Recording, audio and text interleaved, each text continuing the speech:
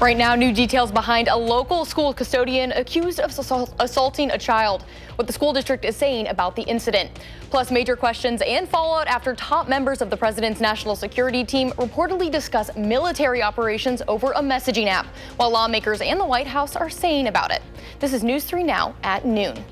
Thanks so much for joining us. I'm Ellie LaLiberte. Josh is off this week. We begin with court documents revealing more about a local school custodian accused of sexually assaulting a child. A criminal complaint says 40-year-old James Myers abused a girl between September 2012 and 2015. It started when she was about 5 years old. At the time, the child was at a daycare run by Myers' girlfriend. One witness says there was at least a half a dozen times when Myers took care of the kids at the daycare by himself. The complaint says the girl tried to come forward when she was young. At the time, no one believed her and she got yelled at. She spoke up about the incident recently after reading a book about sexual assault for school. Right now, Myers is out of jail on a signature bond. He's charged with repeated sexual assault of the child, at least 3 violations of first-degree sexual assault. He should be back in court on April 28th.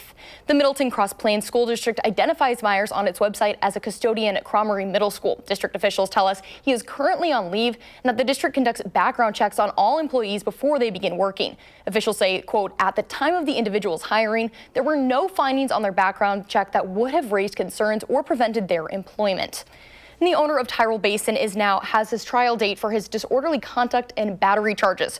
Prosecutors say Nathaniel McGree hit a teenager who didn't have a pass. It's all surrounding confrontation on February 24th. Staff had asked the teen to leave, and he did. As he was walking away, prosecutors say McGree and another staff member followed him off the property and assaulted him. The trial is scheduled to start on June 18th. Lawmakers and national security experts want answers after reports that top Trump administration officials discussed highly sensitive military operations over a message app. It comes as Senate Intelligence Committee holds its annual hearing on worldwide threats. Natalie Brand has the latest from Washington. I think this is one more example of the kind of sloppy, careless, incompetent behavior, particularly towards classified information. As lawmakers grilled top national security officials at an annual hearing on threats facing the U.S., many are questioning why high-level Trump administration officials were reportedly discussing plans to attack Houthi targets in Yemen over the encrypted but not government-approved messaging app Signal. Obviously not a good thing. Again, it'll be up to the president, seeing how he wants to handle it. I'm sure it's a mistake that's been corrected right now. Could have had airplanes shot down. I mean, right now we might be talking about possibility of POWs in Yemen. The Atlantic editor-in-chief, Jeffrey Goldberg, says he was accidentally invited to the group chat by National Security Advisor Mike Waltz. I inadvertently discovered a massive security breach in the way the national security establishment conducts its business. Goldberg says the messages included information about weapons packages, targets, and timing of the March 15th strike shortly before it took place. The White House press secretary said this morning no war plans were discussed and no classified material was sent to the thread. This was a breach. H.R. McMaster served as national security advisor under the first Trump administration. What happened here is they traded off security for convenience. You just can't do that. The White House press secretary also says the president continues to have confidence in his national security team, including National Security Advisor Mike Waltz. Natalie Brandt, CBS News, the White House. And turning now to weather, cold and cloudy for much of the day. First Warn meteorologist Jacob Madison has a look at your certified most accurate forecast. Hey, Jacob, looks a little sunny out there. Yeah, very bright out here, Ellie. If I look up, I can't even see a single cloud in the sky, but that may not be the case throughout the entire day. However, we are expecting to be dry. Looking at the current radar, though, we did have a few light snow showers in southwestern Wisconsin earlier in the day. It's clear right now, and it's going to remain clear. And taking a look outside, like I mentioned, not even a cloud in the sky. This is a view from Platteville.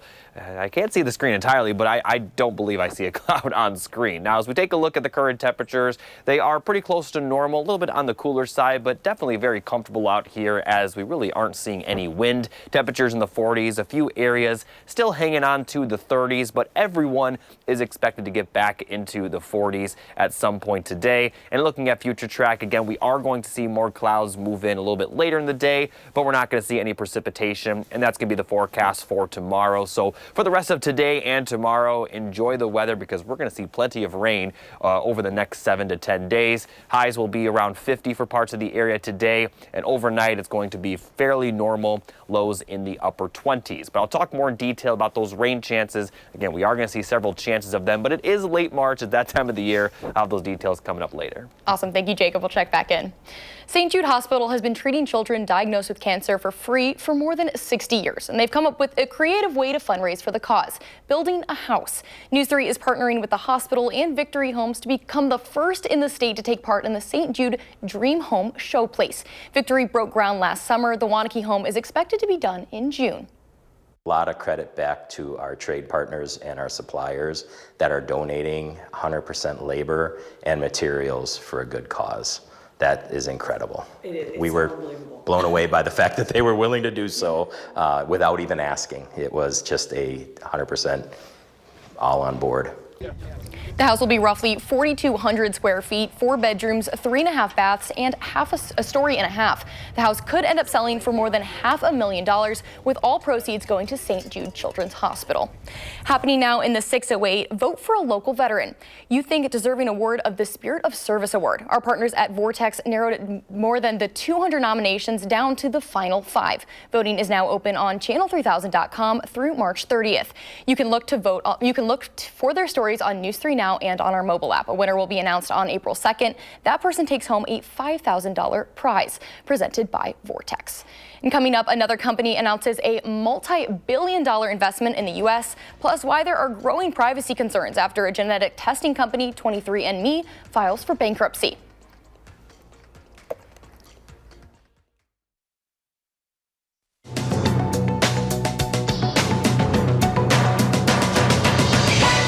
Korean automaker Hyundai is the latest company to announce a multi-billion-dollar investment in the U.S. The company's subsidiary, Hyundai Steel, will build a nearly $6 billion steel plant in Louisiana. The company also plans to invest another $6 billion in collaboration with U.S. companies in areas like self-driving cars, robotics, and artificial intelligence. There are mounting privacy concerns after genetic testing company 23andMe filed for bankruptcy Sunday. The company is searching for a buyer. It said in its bankruptcy announcement that any buyer would have to observe applicable privacy laws for customer data. Still, users who are concerned can log into their account and request that the company delete their data. 23andMe will then send an email to confirm the request to delete the data, which the user then has to verify. And fans of Chick-fil-A's Parmesan Caesar dressing can soon get their fix at their local grocery store. The chicken chain is also adding its zesty buffalo and honey mustard sauces to the lineup of bottled take-home condiments. All 3 are rolling out on store shelves sometime this spring. That's your CBS News Money Watch report. For more, log on to cbsmoneywatch.com. At the CBS Broadcast Center, I'm Jesse Mitchell. Here's a look at the stock numbers at the noon hour. The Dow is up 7 points, the Nasdaq is up 69, and the S&P 500 is up 1. And our call for action volunteers are in the building taking your consumer complaints and taking action on your behalf. You can call for action at 608-270-2833 or submit a claim anytime on channel3000.com/call-for-action. And up next, Pam's numbers and Jacob's back with the forecast. And then later on Live at 4, how local food pantries plan to handle the influx of people seeking their services.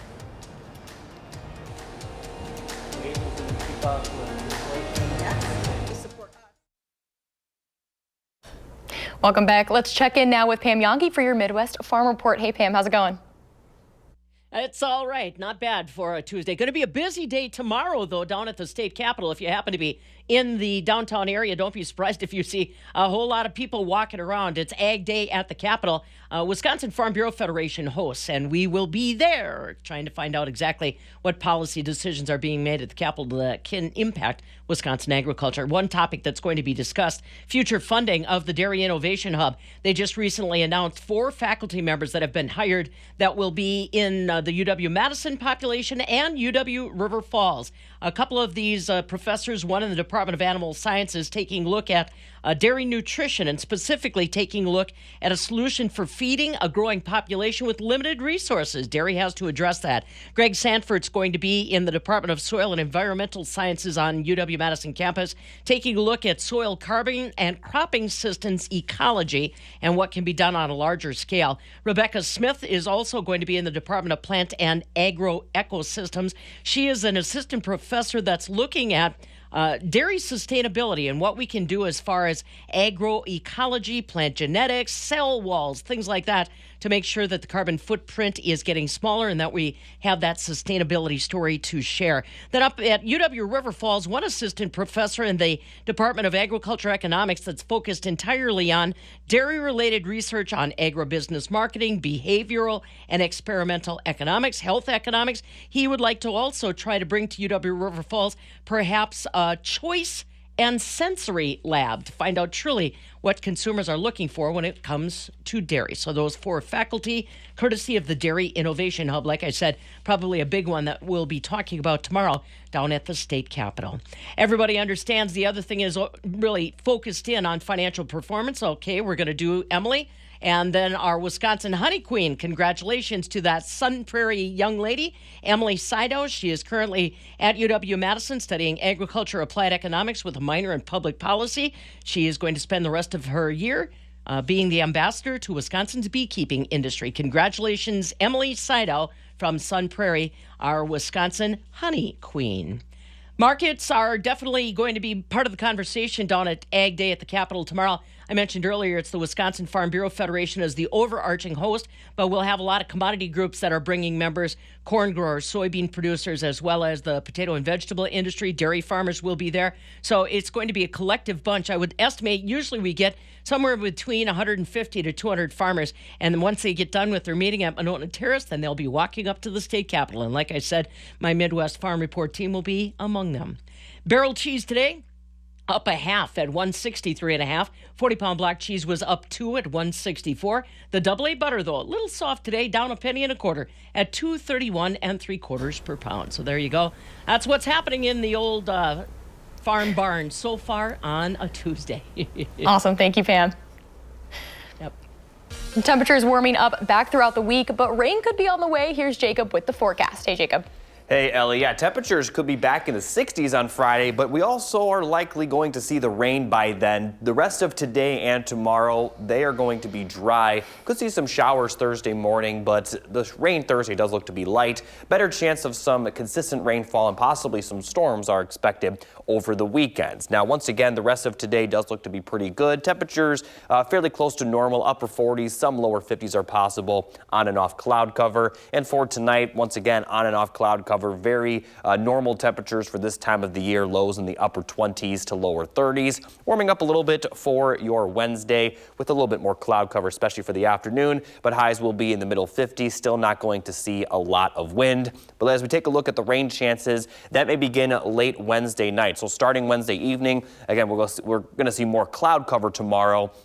And then by around 3 to 4 a.m. Thursday morning, we'll see some of those showers roll through. They'll continue throughout the morning. Could see some lightning and thunder, but for the most part, we'll just see some straight showers. Lingering showers continue until about the noon hour. And then for the afternoon, we are expecting cloudy skies, but fairly dry conditions. Can't rule out a stray shower, but the more consistent rain will happen in the morning. And we're going to continue to see those clouds for your Thursday, maybe a few peaks of sunshine here and there. And as we get towards Friday morning, we have a better chance for storms, but a lower chance of rainfall throughout the area. Notice it looks like it may stay south of Madison, but again, a lot could still change between now and then.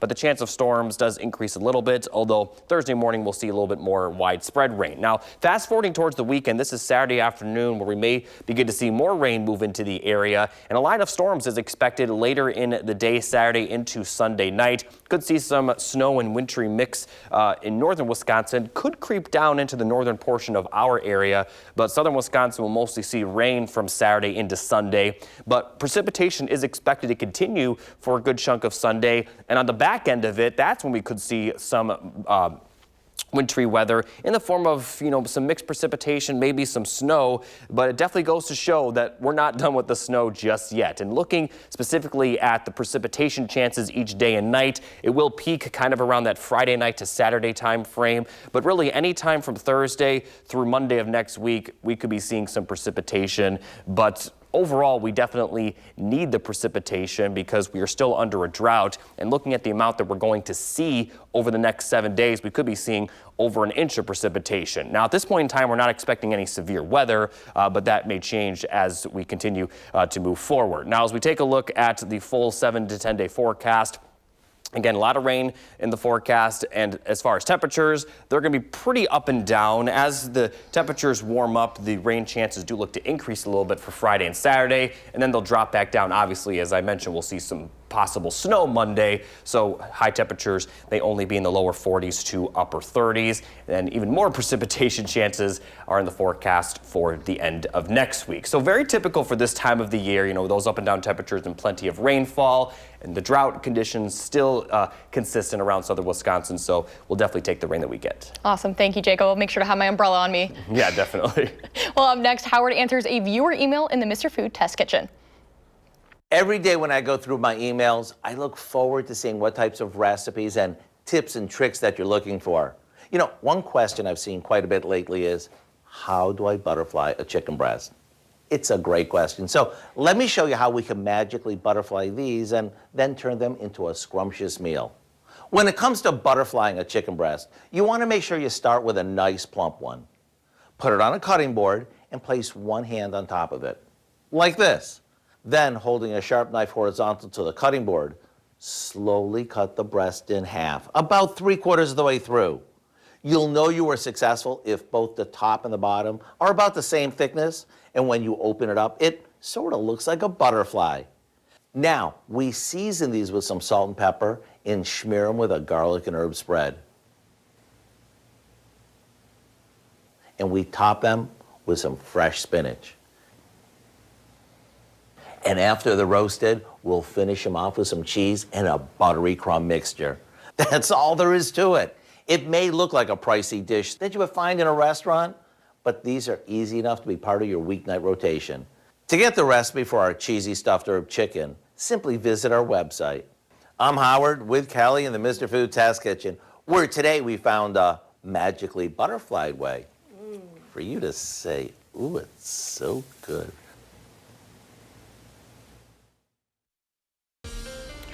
Welcome back. Here's Jacob with a final check of your forecast. Thanks, Ellie. As we look at the precipitation chances over the next 7 days, we are expecting plenty of it. Now, the rest of today and tomorrow, we are going to be dry, and then Thursday morning is when we will start to see some precipitation, and as we head into the weekend, the precipitation chances will increase. Now, the specific timing of just when we will see the most rainfall throughout the weekend still a bit unclear, and although we could see some storms, we are not expecting severe weather, at least not at this time. Now, as we get into next week, the temperatures will be a lot cooler than what they'll be for Friday and Saturday, and we could see some snow on the back end of the system. But despite all this rainfall, overall, this is actually some pretty good news considering, looking at the drought monitor, southern Wisconsin still under a moderate drought. There are parts of the area, or parts of Wisconsin, I should say, not under a drought. That's the central portion of the state. But here in the southern portion of Wisconsin, we still are kind of at a precipitation deficit. Now, temperatures during this time, they'll be fairly comfortable. Average high for this time of year, as you can see, is 48. It'll be in the lower 50s by the end of the 10-day forecast. But the warmest day does look to be Friday and into Saturday as well, where we could see some thunderstorms. But as those temperatures cool down for Sunday night and Monday, we actually could see some snowfall, although we're not expecting any accumulation, at least not at this time. So a pretty roller coaster temperature forecast, but typically that happens when you have a lot of precipitation. The rain moves through and then we see the temperatures cool down, or the temperatures warm up before the rainfall to help create more rainfall. So that's pretty common with the spring rainstorms, where we have warm temperatures, some storms roll through, and then the temperatures cool down to create some snow on the back end of it. So that's going to be the case throughout the weekend, as we'll see those temperatures peak Friday, Saturday, cooling down for Monday and Tuesday. The moral of the 10-day forecast is to enjoy the weather for the rest of today and tomorrow. Although it's not going to be terribly warm, it is going going to be fairly comfortable, especially considering there's not really going to be a lot of wind. And obviously, we are going to see a good amount of precipitation move in throughout the rest of the week, although at the very least, it will be mild to end this week. And then next week, obviously, we're going to see more precipitation chances for Wednesday and Thursday. Very common this time of the year, though, and it's only going to get more rainy as we head towards April, May, and then the summer. Sounds like we need to soak in that sunshine then. Yeah, exactly. Yep. Perfect. Well, thank you so much, Jacob. Thanks for tuning into News 3 Now at noon.